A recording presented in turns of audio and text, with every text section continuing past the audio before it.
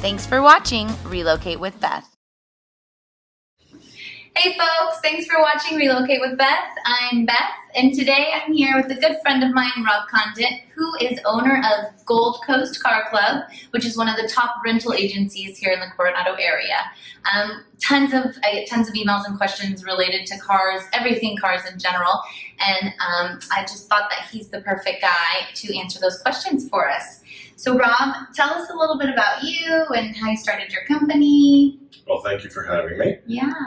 Gold Coast Car Club started about 8 years ago, and we were the first car rental agency in Coronado. So we're a multi-service, or kind of everything cars. So we do car rentals, buy and sell cars, and we also do airport shuttles, tours, and a host of services regarding documentation of cars. Okay, perfect. So you're definitely the go-to guy. That was going to be my next question. What services do you offer?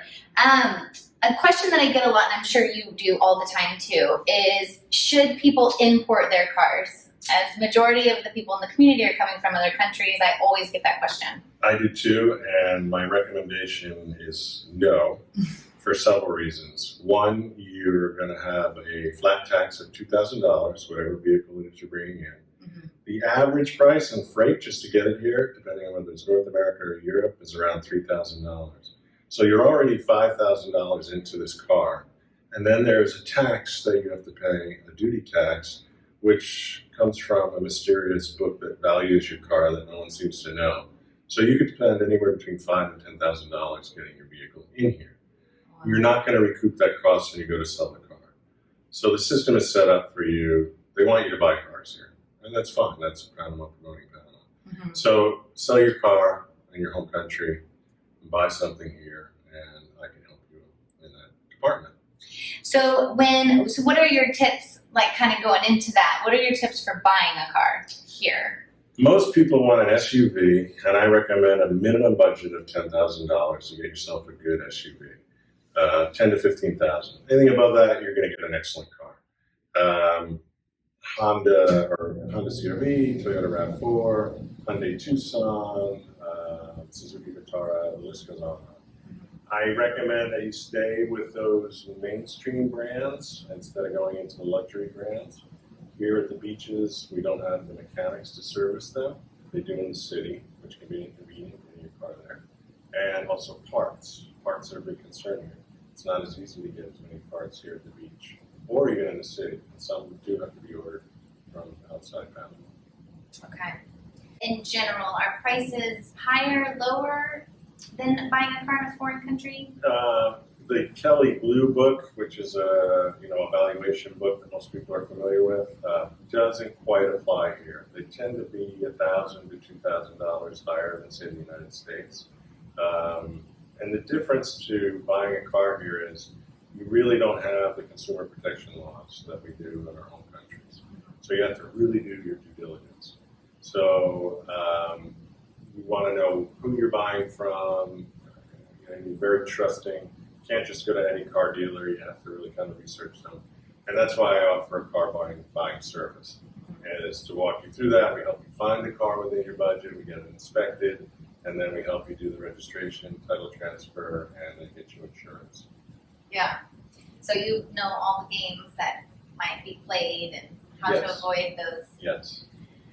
Well, kind of going into that, I've been in Panama 7 years. I know you've been here even longer than me.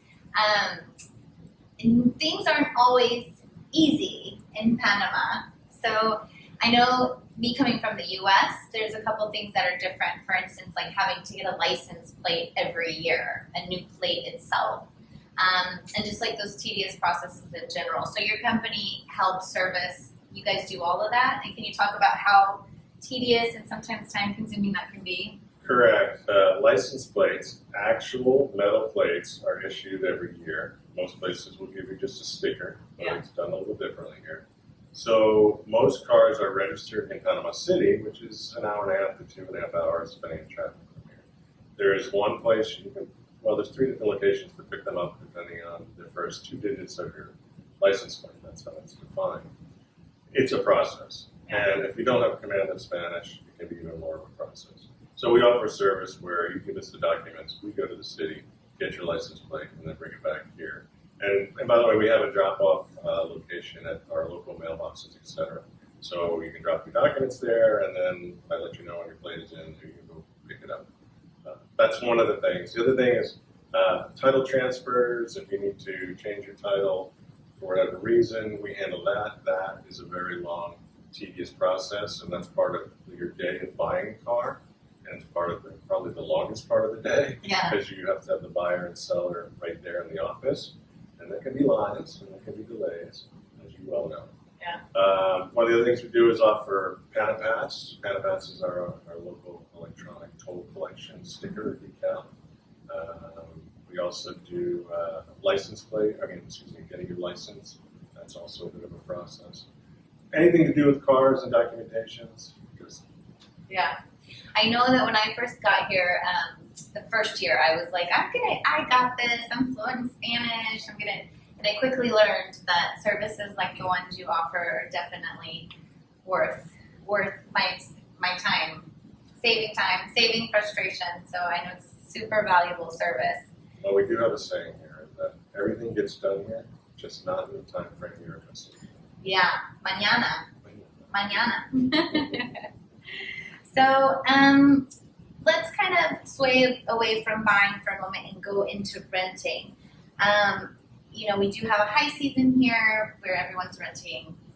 I take care of the condos, and everyone usually wants a vehicle. And I know that you're super popular. So what are because you run out sometimes, and I know that you're constantly building your inventory.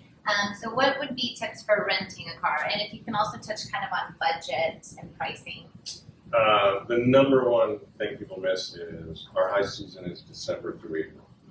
We have a limited number of cars at the beach area and in Panama in general. So if you're coming during the high season, you want to book at the latest September. A lot of people come from North America where you can rent a car in every little boat on town you want. It's not the same here. So you just have to change your mindset. Yes, let's do it in advance. I have customers, that come every year, and once they leave, they already book for the next year. So I have to worry about it. Now, I only keep 12 to 15 cars in my inventory, and that's about the average for all of us here. Now, the big guys are here, but they're in the city. So if you want to rent in the city and drive out here, that's fine.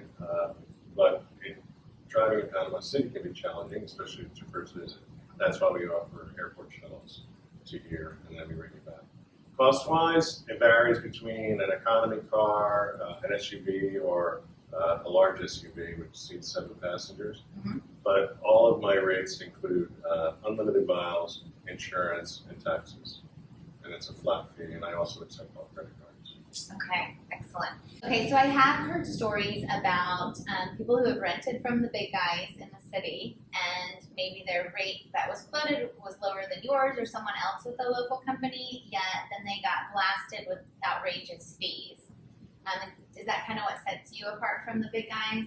Yeah, they'll give you a low daily rate, and then whatever you get quoted on the website, what they don't factor in is Panama has this special insurance they want you to have all day or for every day, which makes it more than the actual car rental.